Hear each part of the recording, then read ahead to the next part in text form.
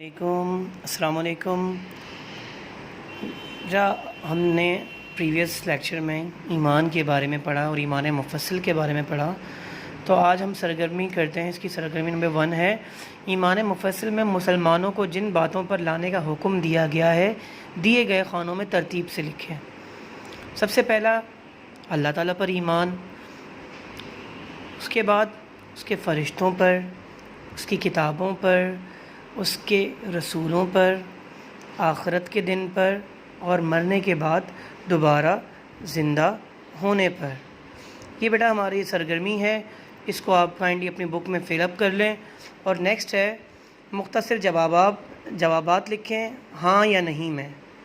سب سے نمبر 1 ہے کیا ایک مسلمان کے لیے اللہ تعالیٰ پر ایمان لانا ضروری ہے؟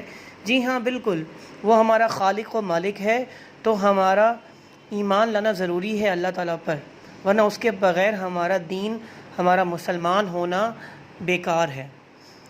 نیکسٹ 1 کیا تمام آسمانی کتابوں پر ہمارے لیے ایمان لانا ضروری ہے؟ جی نہیں، ہمیں صرف قرآن مجید جو کہ آپ صلی اللہ علیہ وسلم پر نازل فرمائی گئی، ہم ان کی امت ہیں، تو صرف ہمیں قرآن مجید کے احکامات پر عمل کرنا لازمی ہے، کیونکہ قرآن مجید ایک واحد کتاب ہے جو اصل شکل میں موجود ہے۔ ادروائز جو دوسری آسمانی کتابیں تھیں وہ اب اپنی اصلی حالت میں نہیں ہیں، لیکن اپنی جگہ پر وہ مقدس ہیں۔ وہ ہمارے لیے اب یہ کہہ لیں کہ ہم ان کو رسپیکٹ کرتے ہیں لیکن ہم ان کو فالو نہیں کر سکتے۔ کیا اللہ تعالیٰ کے سوا کوئی اور بھی تقدیر کا علم جانتا ہے؟ جی نہیں، اللہ تعالیٰ کے علاوہ کوئی بھی تقدیر کا علم نہیں جانتا۔